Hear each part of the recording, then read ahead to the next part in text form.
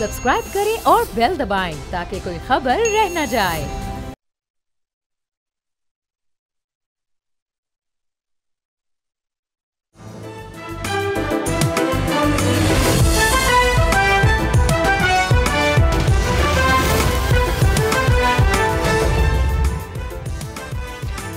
नाज़रीन, you're watching debate with Nadia Mirza. नाज़रीन, 17 दिसंबर 2025 पाकिस्तान की तारीख का एक अहम तरीन दिन, बल्कि अगर हम कहे जाए कि एक सुनहरी दिन के तौर पर उसको तारीख में याद रखा जाएगा। और उसकी वजह यह है कि पाकिस्तान और सऊदी अरब के माबैन एक डिफेंस पैक्ट का हुआ और एक मुआहदा हुआ तारीखी, जिसके तहत जो कम से कम चीज़ें अभी तक सामने आई हैं वो ये कि एक मुस्लिम ममालिक का या मुस्लिम दो मुल्कों का एक नेटो के तौर पे भी कहा जा रहा है वो टोटल कोई एग्रेसिव नहीं है, डिफेंसिव है। और उसका ये जो बताया अभी तक गया है कि दोनों ममालिक में से किसी एक पर भी हमला दोनों पर तस्वुर किया जाएगा।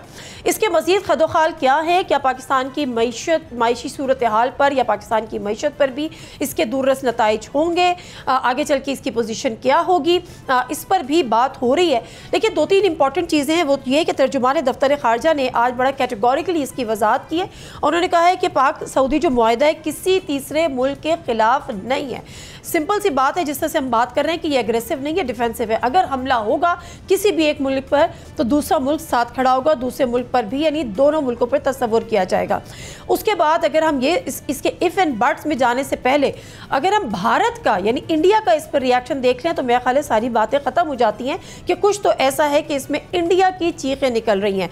वहाँ से जो हमारी चीज़ सामने आई, उन्होंने कहा कि जो न्यू दिल्ली है वो इस पेशरफ को कौमी सलामती और खित्ते के इस्तेहकाम के तनाजुर में बगौर देख रहा है। कांग्रेस ने यानी वहाँ की जो अपोजिशन है उन्होंने जो मोदी सरकार है उस पर शदीद तनकीद की, शख्सियत पर मबनी सिफारतकारी की नाकामी करार दे दिया। यानी इंडिया के लिए एक बहुत बड़ी ये शिकस्त है। ये सारी सूरत हाल है और इसके मज़ीद खदोखाल क्या होंगे, इसके लॉन्ग टर्म इसका जो इम्पैक्ट होगा वो क्या होगा, ये कब से चीज़ें हो रही थी। ख़ास तौर पे जो इसराइल की जानिब से हमने दोहा पर जो अटैक देखा उसको एक हतमी शक्ल दी है। यही बात कह रहे थे हमारे डिप्टी प्राइम मिनिस्टर और सागदार साहब। अच्छा, इससे पहले कि मैं अपने पैनलिस्ट की तरफ जाऊं, मैं डोनाल्ड ट्रंप का यूके विज़िट का भी जो उन्होंने किया और उसके बाद उन्होंने मीडिया से मुखातिब भी हुए, उसके बाद उन्होंने जो बग्राम एयरबेस है अफ़गानिस्तान में उसको लेने की ख्वाहिश का इजहार किया। बग्राम एयरबेस लेने की उन्होंने जब बात की तो जाकिर जलाली जो कि वहाँ पर वज़ारत ख़ारजा के एक एहलकार हैं, उनकी एक ट्वीट भी आई और वो पश्तो में ट्वीट थी, उसका जो एक स्क्रीनशॉट आपके सामने है। लेकिन उन्होंने उसमें कैटेगोरिकल कहा है कि सदर ट्रंप का बग्राम फौजी अड्डे का कंट्रोल वापस लेने का जो ऐलान है, तारीख गवाह है कि अपनी सरजमीन पर कभी बैरूनी अफवाज को तस्लीम नहीं किया। ये तालिबान हुक्काम का एक जवाब आ गया। अब डेफिनेटली सऊदी अरब जो है वो अपनी सिक्योरिटी के लिए या अपनी जो डिफेंस के लिए टोटली डिपेंडेंट था अमेरिका का, और उसके बाद जो टेक्नोलॉजी थी वो भी वहीं की थी, उसको मुकम्मल तौर पर फंक्शनल रखने के लिए उसको अमेरिका पे इन्हिसार भी था। अब अगर ये एक डिफेंस पैक्ट जो है वो पाकिस्तान के साथ हो गया तो वो इस पे अभी यूएस का यानी वो यूएस पे अदम एतमाद है और अभी इस पे यूएस का रिएक्शन आना बाकी है। जो पैनलिस्ट है उनसे मैं आपका तारुफ कराती हूँ, बाकी बातें उनसे। हमारे से हमें ज्वाइन किया मेजर जनरल रिटायर्ड डॉक्टर रज़ा मोहम्मद साहब ने, सीनियर डिफेंस एनालिस्ट हैं, और उवैस तौहीद साहब सीनियर पॉलिटिकल एनालिस्ट। बहुत बहुत शुक्रिया आप दोनों मेहमानों का प्रोग्राम में शामिल होने के लिए। डॉक्टर रज़ा मोहम्मद साहब, पहले ज़रा आपकी तरफ आऊँगी, ज़रा फरमाइएगा कि ये जो डिफेंस पैक्ट हुआ है between Pakistan and Saudi Arabia, काफ़ी अरसे से ये सुनने में आ रहा है कि ये चीज़ें चल रही थी, लेकिन जो एक जिसको ब्रेक थ्रू मिला वो शायद इस वजह से कि जो दोहा पर इजराइल ने अटैक किया और फिर जो अमेरिका का उस पर रद्द-ए-अमल आया, बज़ाहिर ये कि जी हमारी खुशी नहीं है, हम नाराज़ हैं, बला बला, लेके ज़ाहिर है उस पर कोई शायद मानने को तैयार नहीं। क्या ऐसा ही है? बहुत शुक्रिया आपका आपके सवाल के लिए और मुझे इनवाइट करने के लिए।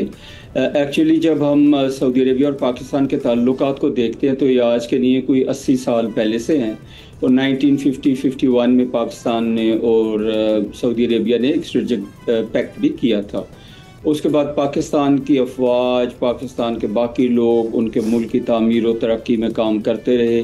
तो ये सारी की सारी चीज़ें पहले से चल रही थी। तो अभी उन सारी चीज़ों को अगर गौर से देखा जाए तो एक फॉर्मल शक्ल दी गई है इस स्ट्रेटेजिक म्यूचुअल डिफेंस एग्रीमेंट की शक्ल में। अभी इसकी इम्प्लीकेशंस क्या हैं उसके ऊपर सभी लोग बातचीत कर रहे हैं। जैसे आपने अपने इब्तदाइये में कहा बहुत अच्छी बात कही आपने कि ये किसी मुल्क के अगेंस्ट में नहीं है, एक प्योरली डिफेंसिव एग्रीमेंट है और it is against the aggression in any country. अगर कोई मुल्क एक मुल्क पे हमला करता है तो वो हमला दूसरे मुल्क पे तसव्वुर होगा। नंबर 2 बात यह है कि ये कहा जा रहा है कि ये मुआहदा आज के लिए हमेशा के लिए है, आज के लिए नहीं है, एक दिन के लिए नहीं है। जब हम इम्प्लीकेशंस की बाकी बात करते हैं तो बहुत सारी फील्ड्स हैं जिसमें ये इफ़ेक्ट करेगा। पहले अगर हम मिलिट्री को देख लेते हैं तो हमें जॉइंट मिलिट्री स्ट्रेटजी बनानी पड़ेगी। दोनों मुल्कों को शायद अपना एक हेड क्वार्टर बनाना पड़ेगा, वहाँ पे लोग बैठेंगे, वो विजुअलाइज करेंगे कि हमें ख़तरात क्या हैं और उनके जवाबात हमने कैसे देने हैं, उनके पास क्या रिसोर्सेज हैं, हमारे पास क्या ज़रा हैं, उनको कैसे इम्प्रूव करना है। उसके बाद इकॉनमी की फील्ड में बहुत ज़्यादा हेल्प आ सकती है, वो भी इन्वेस्टमेंट में इंटरेस्टेड रहे हैं, पाकिस्तान भी चाहता है। एजुकेशन की फील्ड में, IT की फील्ड में, फिर हमारे पास नौजवान है माशाल्लाह 120 to 30 मिलियन नौजवान हैं जो वाइब्रेंट हैं, ब्रेव हैं, इंडस्ट्रियस हैं, उनको ट्रेन किया जा सकता है। इंडिया के बारे में जो आपने बात की, मैं ये कहना चाहूँगा कि ये मुआहदा बज़ाहिर तो बायलैटरल है, लेकिन ये अल्टीमेटली मल्टीलैटरल बन जाता है। कैसे मल्टीलैटरल? कि हमारे जो दोस्त हैं पाकिस्तान के, वो KSA के दोस्त बन जाएंगे, जो KSA के दोस्त हैं वो पाकिस्तान के दोस्त बन जाएंगे। KSA और इंडिया के आपस में बहुत ज़्यादा इकॉनमी के गहरे रवाबत हैं, तो आई एम श्योर कि वो पॉजिटिविटी एक आएगी, उनकी तरफ से भी एक प्रेशर आएगा इंडिया पे कि इंडिया हमारे मुल्क की तरफदाजी कर रहा है या हमारी तरफ वो हर वक्त एग्रेसिव तरीके से देखता है, उसको भी अपने बिहेवियर में तब्दीली शायद लानी पड़ेगी। तो ये मैं कहना चाह रहा हूँ। बिल्कुल ठीक है, थैंक यू सर। मैं आती हूँ अभी आपकी तरफ दोबारा। उवैस तौहीद साहब से भी हम ज़रा गुफ्तगू करते हैं। उवैस तौहीद साहब, जिस तरह से मैं यकीनन आप तो मुझसे कई ज़्यादा बाखबर है, क्योंकि जो सऊदी अरब का जो जितना भी डिफेंस सिस्टम है वो डेफिनेटली डिपेंडेंट है अमेरिका का, और उसको कम्प्लीटली फंक्शनल रखने के लिए भी उनको डिपेंड होना पड़ता है अमेरिका से। अब पाकिस्तान के साथ ये डिफेंस पैक्ट जो है, यकीनन आईब्रोज तो रेज होंगी अमेरिका की, लेकिन अभी तक कोई ऐसा रिएक्शन नहीं आया है, क्योंकि अगर वो अदम एतमाद की सूरत बन रहा है अमेरिकन पे, तो आईब्रोज रेज होना तो फिर मेरा ख्याल है फितरी है। व्हाट डू यू से? नादिया, शुक्रिया। देखिए, ये तो एक बहुत तारीखी लम्हा भी है, और मैं समझता हूँ कि इसको इस पूरे पाकिस्तान और सऊदी अरब के दिफाई माहिदे को तंग नज़री से नहीं देखना चाहिए। ये पाकिस्तान हिंदुस्तान की जो राइवलरी है उसकी तारीख या उसके तनाजुर में नहीं देखना चाहिए। ये इसको सिर्फ बायलैटरल जो एक डेटरेंस के तौर पे ये माहिदा हुआ है, जिसके खदोखाल अभी जाहिर बात है कि पूरा एग्रीमेंट हमारे सामने नहीं आया, लेकिन जितना भी आया है वो बहुत ही लैंडमार्क है, बहुत ही तारीखी है, और इसकी जो पहुँच है, इसकी जो रीच है, वो है अरबियन गल्फ़ के अंदर, गल्फ़ कंट्रीज़ में, खलीजी रियासतों में और मिडल ईस्ट के में। तो इसका मतलब यह है कि पाकिस्तान, जिसका प्रोफाइल अपग्रेड हुआ था 4 दिन के भारत के साथ तनाज़े के बाद, जिस तरह भारत को शिकस्त दी थी पाकिस्तानी अफवाज ने, उसके बाद से, और उसके बाद देखिए कि इजराइल और ईरान का जो कॉन्फ्लिक्ट हुआ था, उसमें पाकिस्तान की जो डिप्लोमेसी थी और मिलिट्री डिप्लोमेसी भी उसमें शामिल थी, जिसके अंदर field marshal general Asim Munir साहब का 2 घंटे का ज़ोराना था वाइट हाउस के में डोनाल्ड ट्रंप के साथ, जिसमें स्टीव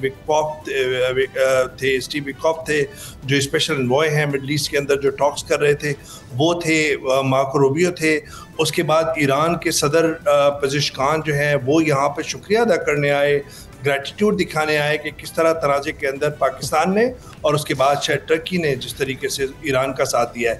कहने का मकसद यह है कि पाकिस्तान का प्रोफाइल जो है इस वक्त एक खित्ते से निकल के एक दूसरे खित्ते में, यानी कि मशरिक़ वस्ता और खलीजी रियासतों, जिनको एक अदम तहफ़्फ़ुज़ लगा कि वो समझते थे कि जो ईरान के ऊपर सिर्फ इजराइल अटैक कर सकता है, या लबनान के ऊपर कर सकता है, या सीरिया पे कर सकता है, या यमन पे कर सकता है, वो खलीजी ममालिक या अरब ममालिक पे नहीं कर सकता, क्योंकि वो तो इत्तेहादी है अमेरिका के और एक बहुत बड़े उनके दिफाई माहिदे अमेरिका के साथ। तो वो जो सवालात उठे, उमड़ पड़े और बेयकीनी की सूरत हाल कैफियत हुई दोहा पे अटैक के बाद, इजराइल के जो एक जारियत थी जिसकी कंडेमनेशन पूरी दुनिया में हुई, उसके बाद ये रियलाइजेशन मैं समझता हूँ कि ट्रिगरिंग पॉइंट हुआ, ट्रिगर किया ये जो सालों की जो मेहनत थी, काविश थी पाकिस्तान और सऊदी अरब के दरमियान, कि इमीडिएटली, जिसका आपने इब्तिदाई में भी जिक्र किया, कि वो एक इंक हो गया, मुआहिदा तय पा गया। मैं समझता हूँ कि पाकिस्तान की एक बहुत बड़ी पेशरफ्त है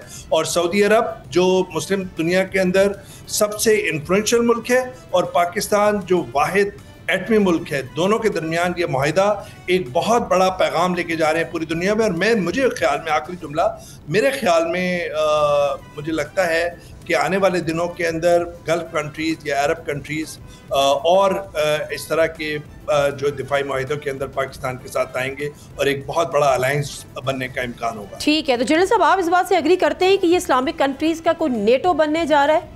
ज़रा इसका क्विक रिस्पॉन्ड करें, फिर ज़रा डोनाल्ड ट्रंप की बडग्राम वाले बडग्राम एयरबेस के लेने की ख्वाहिश पर भी, बल्कि आप इज़हार ख्याल भी कर दीजिएगा कि क्या वजह सामने आई है उनकी इस ख्वाहिश पर।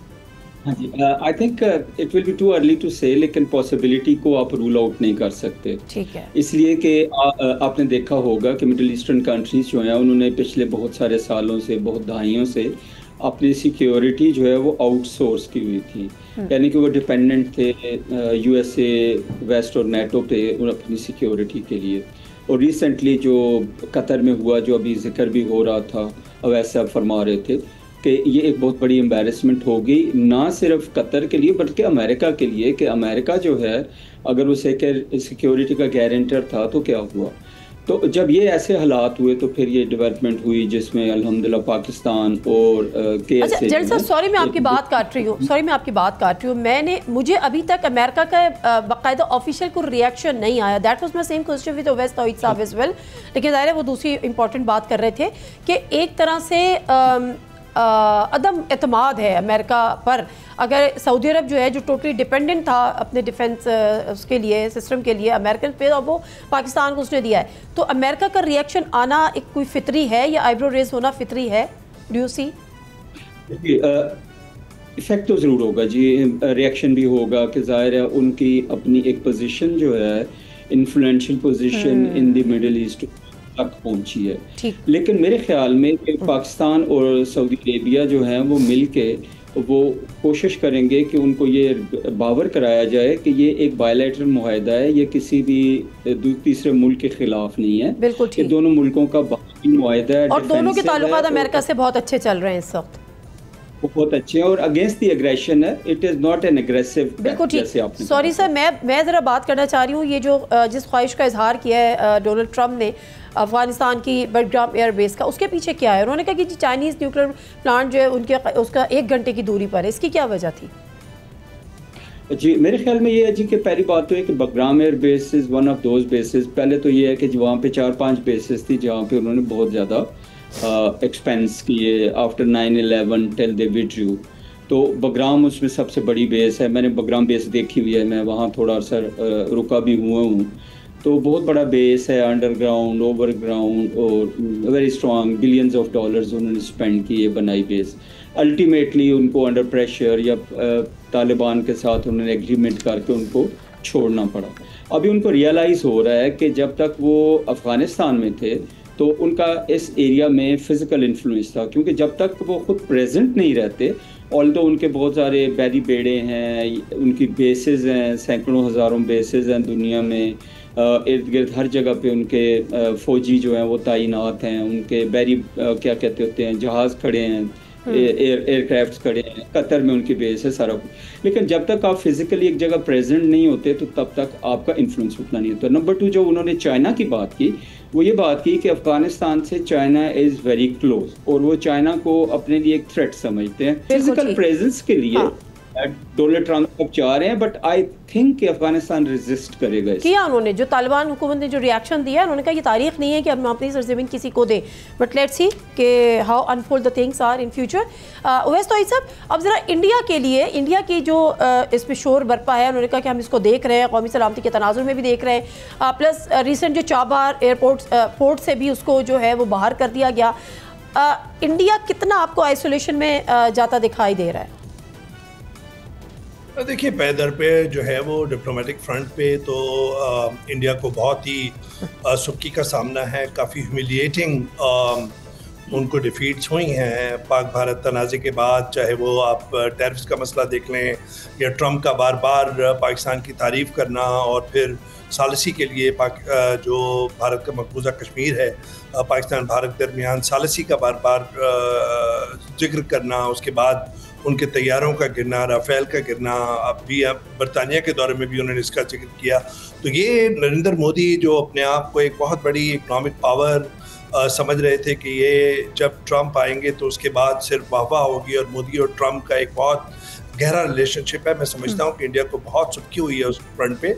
चाबहार का आपने जिक्र किया, जो रिवोक की है उनकी, जो उनको अलाउ किया था चाबहार में ऑपरेट करने का, वो एक सुर्खी हुई है। दूसरी तरफ ये कि ज़ाहिर बात है कि पाकिस्तान और सऊदी अरब के दिफाई माहिदे के साथ उनको एक सेटबैक हुआ है, लेकिन मैं ये समझता हूँ कि इसको पाक भारत राइवलरी या पाक भारत के तनाजुर में नहीं देखना चाहिए। ये बहुत बड़ा माहिदा है, बहुत तारीखी माहिदा है, और इसकी जो आउटरीच है वो मशरक़ वस्ता आलमी दुनिया तक जा रही है। इसकी जो वेस्टर्न पावर्स पे ज़ाहिर बात है कि वहाँ पे सोच विचार हो रही है कि मुस्तकबिल में ये जो गल्फ कंट्रीज़ हैं, अरब वर्ल्ड है, वो किस तरह आगे जाके बढ़ेगी, चाइना का क्या यहाँ पे अलायंसेस बनेंगे, क्या पाकिस्तान जो न्यूक्लियर पावर है उसकी कितनी बड़ा उसका रोल होगा। तो मैं समझता हूँ कि ये सारे इस वक्त सवालात हैं और उसी के तनाजुर में हमें देखना चाहिए। भारत के दौरान अभी जो उनके एक सफ़ीर थे मुसलमान, जिन्होंने 25 साल गुजारे हैं ओमान यूएई के अंदर, तलमीद साहब थे शायद, वो कई इंडियन मीडिया आउटलेट्स पे उन्होंने इंटरव्यू दिया। उन्होंने यही समझाने की कोशिश की है कि इंडिया के, इस तरह भी जनरल साहब भी कह रहे थे कि टेक्नोलॉजिकल इकनॉमिक उनकी टाइज हैं और एक बहुत बड़ी ट्रेड भी है, और वो ये मनमोहन सिंह के ज़माने से उनकी डिप्लोमेसी जो है वो शुरू हुई थी, जिसने जड़ें पकड़ी थी। 8 मिलियन के करीब लोग भी हैं गल्फ कंट्रीज और अरब वर्ल्ड के अंदर। तो मुझे लगता है कि इंडिया को सेटबैक तो हुआ है, लेकिन उनके जो टेंट्रम्स जो उनको पड़ रहे हैं या थ्रो कर रहे हैं, वो मेरे ख्याल में इस वजह से है कि पाकिस्तान का प्रोफाइल की अपग्रेडिंग हो रही है दुनिया के अंदर। तो मुझे यही सबसे बड़ा उनके लिए सेटबैक भी हो सकता है। जी बिल्कुल, thank you very much Uwais Tauheed साहब, आपका भी और आपका भी बहुत बहुत शुक्रिया। हम गुफ्तगू कर रहे थे उस डिफेंस पैक्ट पर जो कि पाकिस्तान और सऊदी अरब के दरमियान हुआ है। इसको हमें नेटिग्रिटी में पड़े बगैर कि जी हमें अभी फ़िलहाल फौरी तौर पे इससे गेन क्या होगा, हमने अभी ये नहीं देखना, लेकिन इसके जो दूर रस नताइज हैं, पाकिस्तान की जो एक मोतबर तरीन ममालिक की फ़हरिस्त में उसका नाम आना, उसका एक प्रोमिनेंट स्टेट बन के उभरना, सऊदी अरब के साथ उसके टाइज, ये एक बहुत बड़ा इम्पैक्ट है। जिनको समझ नहीं आ रही वो भारत की चीखें सुन लें तो वहीं से अंदाज़ा हो जाएगा। ब्रेक ले लेते हैं, ब्रेक के बाद वापस आते हैं। अदलिया के मामला कुछ दुरुस्त नहीं चल रहे। एक दफ़ा फिर हम इस्लामाबाद हाई कोर्ट के कुछ मसले देख रहे हैं, ख़ासतौर पर जस्टिस जहांगीरी को जब काम करने से रोक दिया गया, उसके ख़िलाफ़ 5 इस्लामाबाद हाई कोर्ट के जजेस जो है वो सुप्रीम कोर्ट पहुँचे हैं। इस पर ज़रा गुफ्तगू करेंगे। शॉर्ट ब्रेक, वापस आते हैं। Stay with us.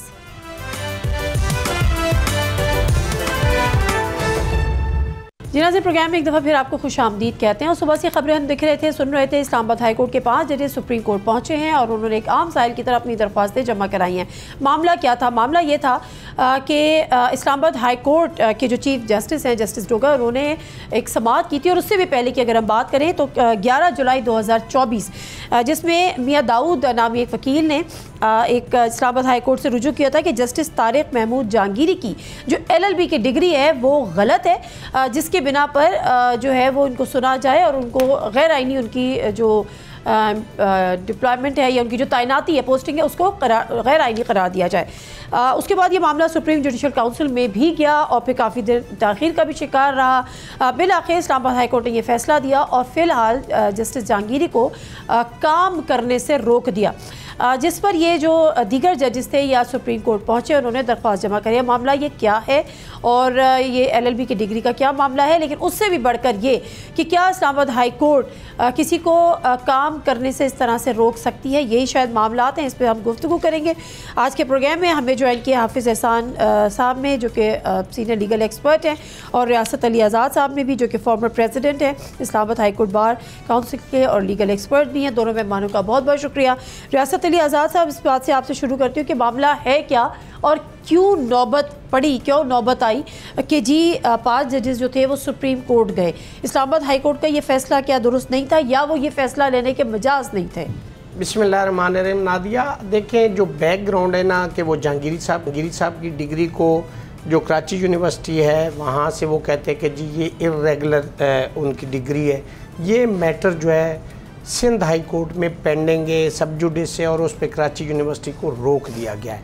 इसी दौरान एक दाऊद नामी वकील साहब हैं जो लाहौर से यहाँ तशरीफ़ लाए और उन्होंने यहाँ पे एक कोवरेंटो रिट फाइल की। कोवरेंटो रिट वो होती है कि मैं किसी की अथॉरिटी को चैलेंज करता हूँ, मैं कहता हूँ कि under what law, under what capacity, under what authority that you are holding this office. जहाँ जजेस के हाई कोर्ट या सुप्रीम कोर्ट का जज हो उसके खिलाफ कोवरेंटो रिट लाई नहीं करती। जब उन्होंने फाइल की उस पर ऑफिस ने ऑब्जेक्शन लगा दिया कि ये तो रिट मेंटेनेबल ही नहीं। फिर एक और चीज़ है कि जो रिट होती है वो आइन के आर्टिकल 199 के तहत होती है, और अगर उसके अंदर अल्टरनेट रेमेडी हो तो फिर भी रिट प्रोसीडेबल नहीं है। जुडिशरी के खिलाफ तो लाई नहीं करती, लेकिन आम रिट भी हो तो वो मेंटेनेबल नहीं है। चूँकि अल्टरनेट रेमेडी जजेस के खिलाफ 209वें आर्टिकल आइन के अंदर दिया गया, सुप्रीम जुडिशल काउंसिल ही उनको उनका कंडक्ट, मिसकंडक्ट, व्हाटएवर उनका वो देख के तो उसकी इंक्वायरी करके सुप्रीम जुडिशल काउंसिल में पेंडिंग था। तो इसलिए दोनों सूरतों में क्यों नहीं वो अभी पेंडिंग है, चूंकि वहाँ पे भी स्टे अभी, तो दोनों जगहों पे अभी ये सब जुडिस है, सुप्रीम जुडिशल काउंसिल में भी और सिंध हाई कोर्ट में भी। यहाँ पे ऑब्जेक्शन था, सिंगल बेंच ने सुना, उन्होंने डेट इन ऑफिस कर दिया, एडजर्न कर दिया। अब जब चीफ साहब आमिर फारूक साहब सुप्रीम कोर्ट चले गए, उसके बाद सुनना तो फिर एक सिंगल बेंच को ही चाहिए था इस्लामाबाद हाई कोर्ट के रूल्स के मुताबिक। तो यहाँ पे डीबी ने सुना, 2 जजेस ने सुना, तो उसके अंदर ऑब्जेक्शन केस जब सारे Islamabad high court, district bar, bar council सब पेश हुए, कोर्ट रूम नंबर 1 भरा हुआ था बुकला से, तो चीफ ने आते ही कहा कि हम तो इसको डिसाइड ही नहीं कर रहे, जब हमने करना हुआ तो आपको सुन लेंगे, तो ऑब्जेक्शन को डिसाइड नहीं कर रहे, हम एडजर्न करने के जब तक को सुना नहीं गया। ना भाई, इस जो ऑब्जेक्शन केस है ना, हम कहते थे कि ये ऑब्जेक्शन का पहले फैसला हो कि ऑब्जेक्शन सस्टेन करे कि ये मेंटेनेबल नहीं। उन्होंने कहा हम अभी डिसाइड ही नहीं कर, उन्होंने कहा कि ये एडजर्न।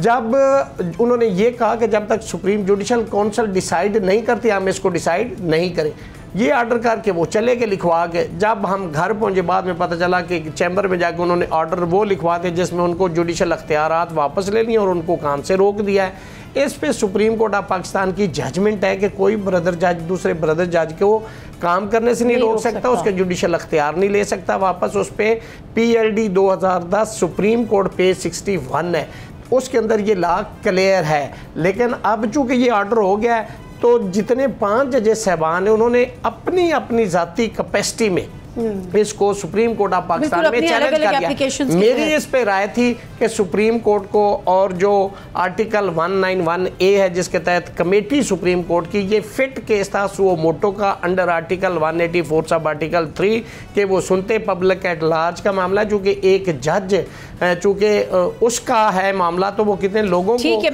रहा है, तो इससे सेंस ऑफ इनसिक्योरिटी भी पब्लिक के अंदर है। तो ये सुओ मोटो का केस बनता था, उनको लेना चाहिए था और जजेस सुप्रीम कोर्ट में ना जाते। उनका सुओ मोटो ना लेना, इन जजेस का वहां जाना, मैं समझता हूँ पब्लिक के अंदर सेंस ऑफ इनसिक्योरिटी पैदा कर। क्या हाफिज साहब ऐसा ही है कि पब्लिक के अंदर सेंस ऑफ इनसिक्योरिटी पैदा कर रहा है, प्लस वो इसके मजाज नहीं थे सुप्रीम कोर्ट का कि कोई ब्रदर जज जो है वो किसी को काम करने से नहीं रोक सकता? आपका क्या टेक है इस पर?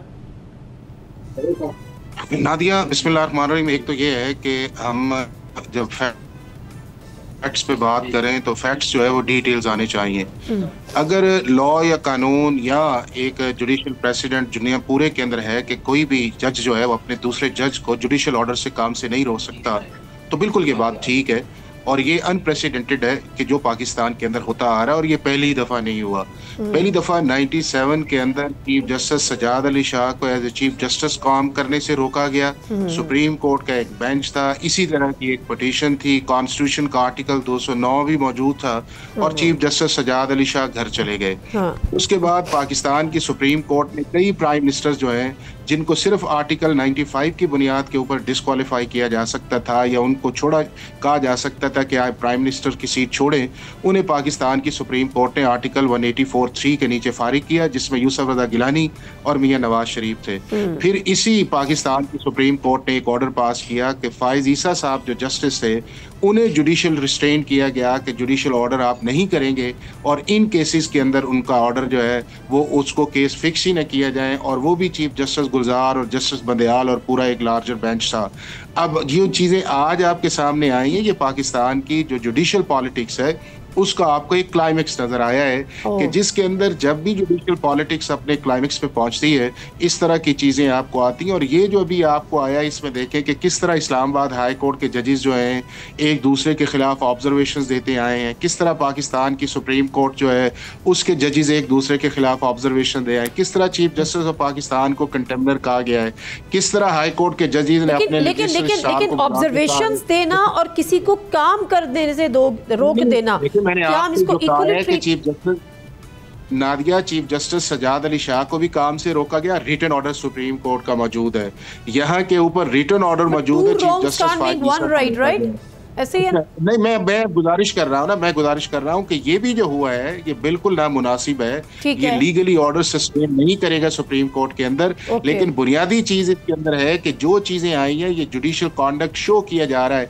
अब जो जजेस 5 सुप्रीम कोर्ट के अंदर आए इनका क्या लोकस स्टैंडाई है कि जी वो इस ऑर्डर को कहें कि ये ऑर्डर गलत है, एक ऑर्डर के खिलाफ, एक जज के खिलाफ ऑर्डर है उसे देखें, और अगर इनकी पिटीशंस आप देखें तो उसके अंदर जो है ये कह रहे हैं, ये सिर्फ एक ऑर्डर की बात कर रहे हैं, ये मास्टर ऑफ रोस्टर का जिक्र कर रहे हैं कि चीफ जस्टिस मास्टर हो सकता, ये कह रहे हैं कि चीफ जस्टिस अकेला पावर एक्सरसाइज नहीं कर सकता। ये तो हम सारे कहते थे जब चीफ जस्टिस फाइज ईसा ने प्रैक्टिस एंड प्रोसीजर लॉ जो है वो आया और पाकिस्तान की पार्लियामेंट ने पास किया, तो ये जो सारे आज कह रहे हैं उस वक्त कह रहे नहीं जी chief justice master of roster होना चाहिए।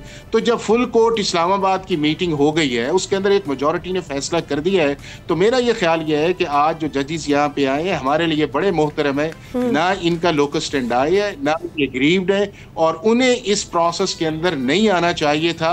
ये उनका जो आर्टिकल 203 के नीचे इंटरनल मामला है उसको वहां पे करना चाहिए था, और साथ इनको जाना चाहिए था चीफ जस्टिस के ऑफिस में कि जी सुप्रीम जुडिशियल काउंसिल के अंदर इस केस को टेकअप करें, हमारे जज की क्रेडिबिलिटी है उसको बगैर सुने एक ऑर्डर किया जा रहा है। खैर ये तो फिर उनका इस्तेकाक है कि उन्होंने क्या किया, उनको जाना चाहिए था, नहीं जाना चाहिए था, ये उनका इस्तेकाक है।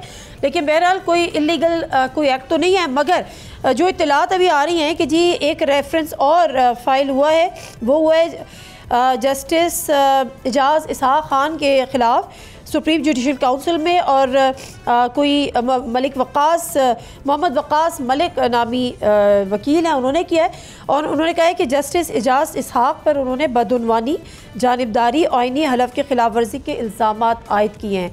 तो ये उन्हीं में से एक है जो आज 5 जजेस सुप्रीम कोर्ट गए थे। रियासत अली आज़ाद साहब, एक सेकंड, वापस आ रही हूँ, हाफिज़ साहब आ रही हूँ। बिल्कुल उन्हीं में से जो जज हैं सरदार एजाज इसहाक साहब हैं, और ये बड़े इंटेग्रिटी वाले जज हैं, बड़े अपराइट, बड़े ऑनेस्ट हैं। मैं तो सच्ची बात है उनके पास पेश भी होता रहा हूँ, और बिल्कुल एक बेहतरीन अपराइट इंसान है। आप देखें ये तो लेकिन पर्टिकुलर किसी केस का या किसी उसका रेफरेंस उन्होंने मैं गुजारिश करता हूँ नादिया, देखें सुप्रीम कोर्ट में बड़े फ्यूटाइल और बड़े फिक्टिशियस किस्म के भी रेफरेंस लोग फाइल करते हैं। मसलन एक शख्स के खिलाफ फैसला आ जाता है, वो बदउनवानी का इल्ज़ाम लगा देता है, जज जी दूसरी साइड पे मिल गया, ऐसे बहुत सारे। अच्छा नहीं, इन्होंने जब मौक़िफ़ इख्तियार किया, उन्होंने कहा कि जस्टिस इसहाक ने ज़ाती ना तासुब की बुनियाद पर फैसले दिए। मरियम फयाज केस में 3 साल तक फैसला महफूज रखे, अदालती हलफ की खिलाफ वर्जी की गई, जबकि कैट एंड वेल कार्डियो केस का फैसला भी गैर मामूली ताख़ीर का शिकार है, जिससे अवामी एतमाद को ठेस पहुँची, एक्सेट्रा एक्सेट्रा। तो हमारे यहाँ तो 10-10 साल केस। नादिया एक बात है कि केस टू केस वेरी करते हैं, उसके फैक्ट्स वेरी करते हैं। अब कोई फैसला गलत कर दिया है तो उसके लिए इसीलिए appeal supreme court of Pakistan में रखी गई आर्टिकल 185 के तहत कि अगर नीचे फैसला गलत होगा ऊपर जाके दुरुस्त हो जाएगा। सिविल जज से शुरू होते हैं केसेस, फिर डिस्ट्रिक्ट जज के पास जाते हैं, डिस्ट्रिक्ट से हाई कोर्ट आते हैं, हाई कोर्ट से सुप्रीम कोर्ट आते हैं। इतने फोरम्स क्यों रखे कि कहीं ना कहीं कोई गलत फैसला होता है तो ऊपर जाके उसको ठीक करता है। इस ग्राउंड के ऊपर किसी जज जो लिखा हुआ है ना आर्टिकल 209 उसके अंदर लिखा हुआ है कि कोई जज प्रोफेशनल मिसकंडक्ट करता है या फिजिकली मेंटली ही is not able to discharge his duties functions as a जज, तो फिर आप 209 के तहत जा सकते। अब यहाँ पे आपके खिलाफ आपकी स्पोर्टदारी का केस था, को गाड़ी की या मोटरसाइकिल की, वो आपके खिलाफ हो गया, आपने इल्ज़ाम लगा दिया, आपने उस पर भी रेफरेंस फाइल कर दिया है, हालांकि through president of Pakistan reference जो है वो फाइल होता है। तो ये 209 की जो नरेशन है आप उसको पढ़ सकते हैं। तो इस तरह पीछे जब या अफरीदी साहब आए थे और उन्होंने सुप्रीम जुडिशल काउंसिल का इजलास बुला के बेतहाशा रेफरेंस, हाफिज साहब मेरी बात को सेकंड करेंगे, उन्होंने कहा ये मेंटेनेबल ही नहीं है, ये फिक्टिशियस है, उन्होंने सारे डिस्कस कर दिए। ठीक है, मैं जरा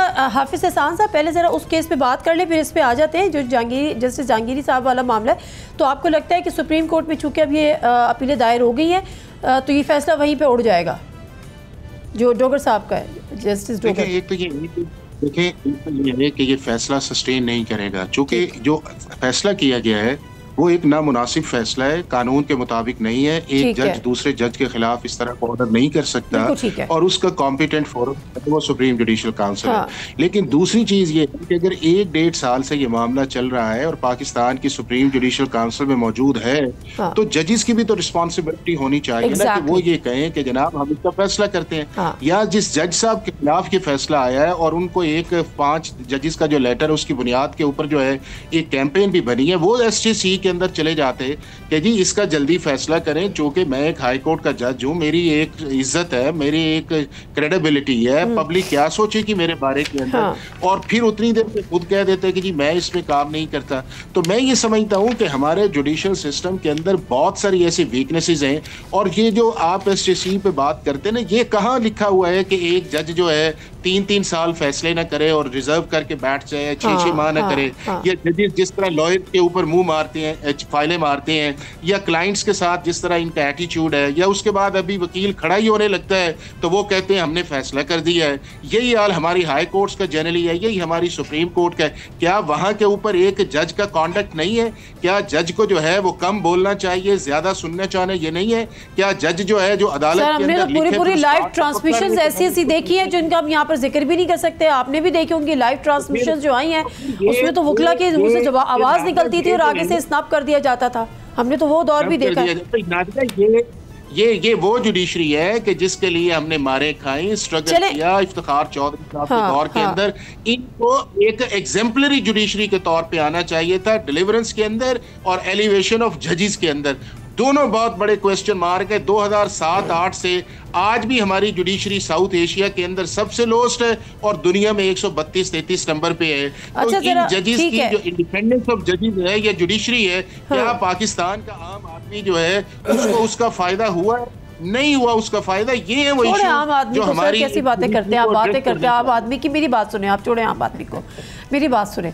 ये जो जज जस्टिस एजाज इसहाक के खिलाफ जो रेफरेंस उन्होंने दायर किया, इस पर भी ज़रा मैं आपका इनपुट लेना चाह रही हूँ। प्लस उन्होंने जो मजीद एक तो 2 केसेस का हवाला दिया जिसका मैंने जिक्र किया, उसके अलावा भी उन्होंने कहा है कि प्राइवेट लॉ फर्म चलाते हुए अदालती कार्रवाई पर असरअंदाज होने की उन्होंने कोशिश भी की है। फिर उन्होंने कहा कि गुस्ताखी से मुताल्लिक़ मुकदमात की कार्रवाई को बराह रास्त नशर करके इश्तिहाल फैलाया है और सियासी मकासद के लिए अदलिया को इस्तेमाल किया है। रेफरेंस में ये भी इल्ज़ाम लगाया कि जस्टिस एजाज इसहाक ने फ़ौज मुखालिफ और रियासत मुखालिफ बयानिया भी फैलाया है। तो अब ये एक और रेफरेंस जो है वो जस्टिस एजाज इसहाक खान साहब के खिलाफ भी दायर हो गया है सुप्रीम जुडिशल काउंसिल में, जो इन 5 जजेस में से एक जज है। किस तरह से देखते हैं इन इल्ज़ामात को?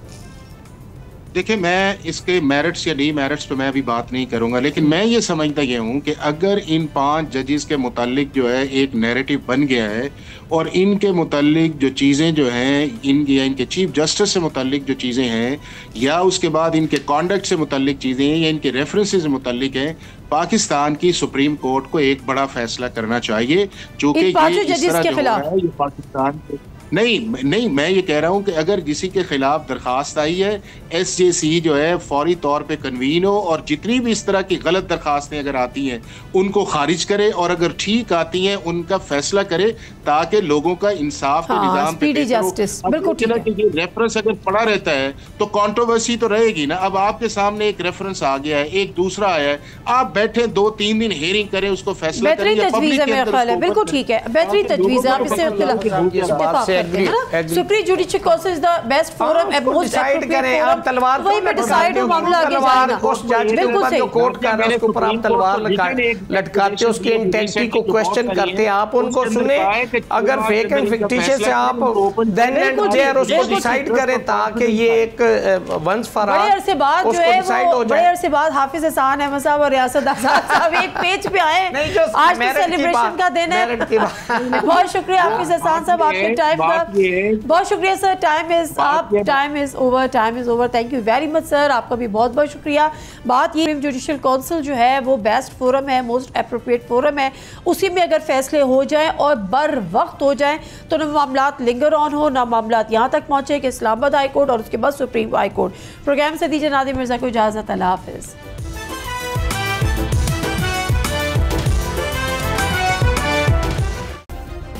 सब्सक्राइब करें और बेल दबाएं ताकि कोई खबर रह न जाए।